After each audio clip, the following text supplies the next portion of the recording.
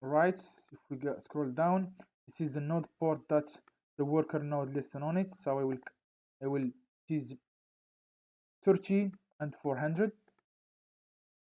I will come back here to our, I will open another tape, tab for tape, tab,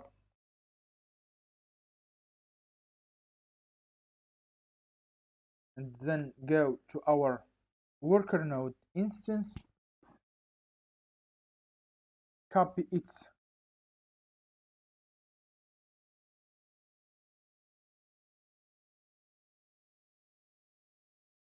public key, sorry, public IP address, and then the port is 30 and 400. Yes, it must work. Now what I'm going to do is to create a pipeline. So every time I push the changes to my GitHub, then the code pipeline will build again and deploy new artifacts to my Ansible server. Ansible server will build the image, push it to the Docker Hub, then master node or the admin that centralizes the connection to my master's nodes will retrieve that new images and apply the changes to on my worker node. Then the new changes will appear on my website. I hope that is clear for you now.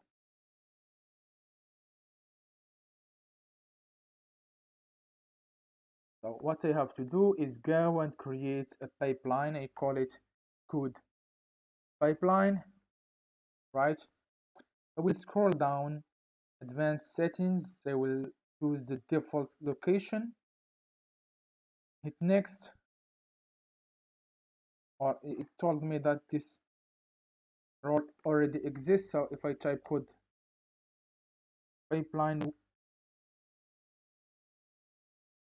pipeline, yes, US West 2 means the organ, and next for the source it will be our GitHub. So let me connect to my GitHub and then choose the project that I want to use, right? And then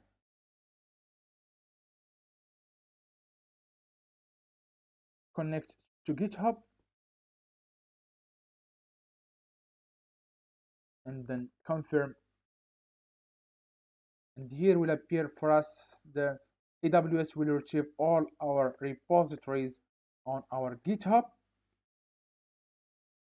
and we choose the elk, that one that have VPN elk stack. The branch is the master branch, and then hit the next.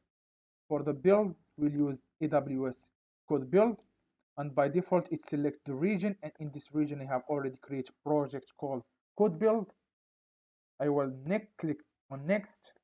For the deploy I will use the AWS code deploy,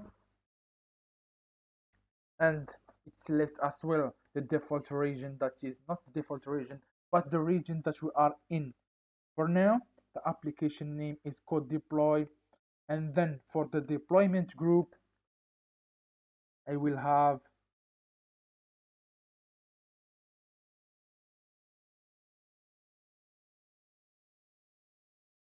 my deployment group, and then hit next. I will scroll down here, review if I have set everything properly, and if I am sure that everything I have set it up properly, I will create the pipeline.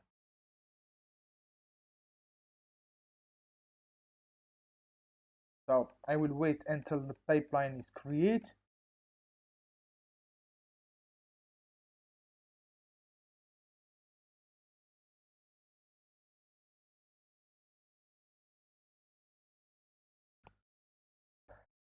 So it's created successfully, as you can see here.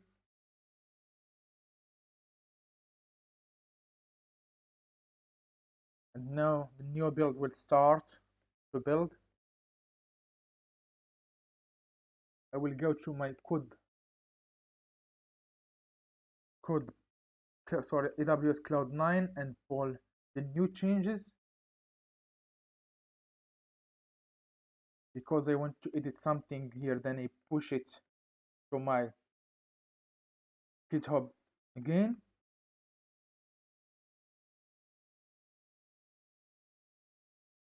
So this pipeline executes ID.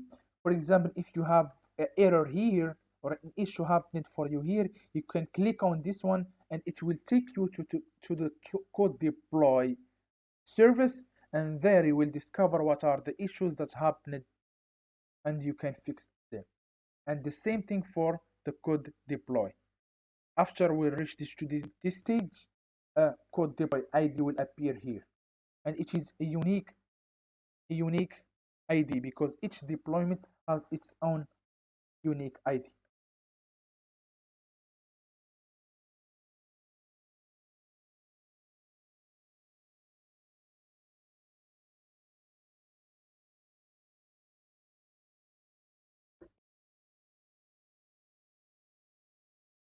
Now the build finished successfully.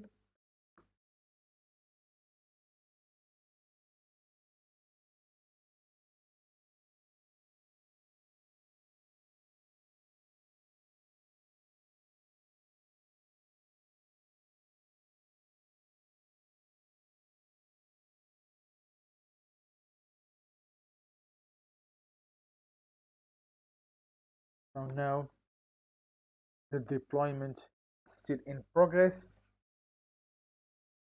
We have to wait until it's finished.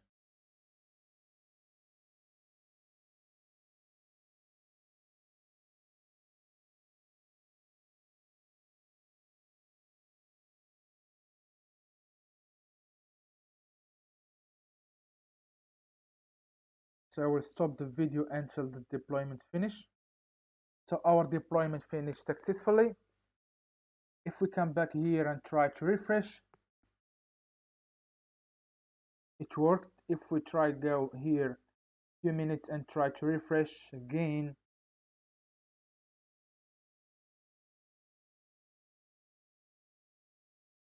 right, it's still updated minutes ago because a new pipeline created and new file executed and new changes to image applied.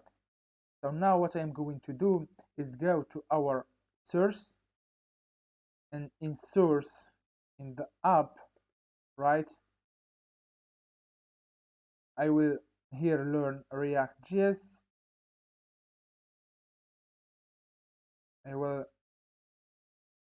go here, for example, and then here I will change college.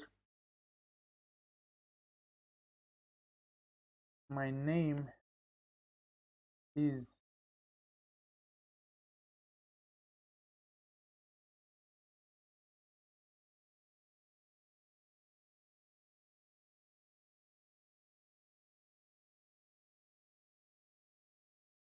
with new technologies, and then I will go to the terminal, right?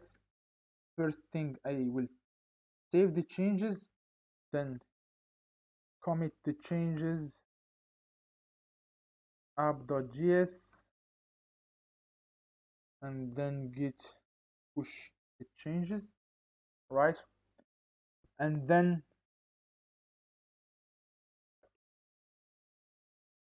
the code pipeline will trigger again. So come back to my code pipeline. As you can see that new changes are detected by the code pipeline. Then it will try to build again our artifacts, and when they will build it, they will send it to the S3 bucket. Then the S3 bucket will store our artifacts. Then our EC2 instance will retrieve that artifacts from S3, right? Then the code deploy will ask that instance, in our case Ansible server, to run these instructions or to run the scripts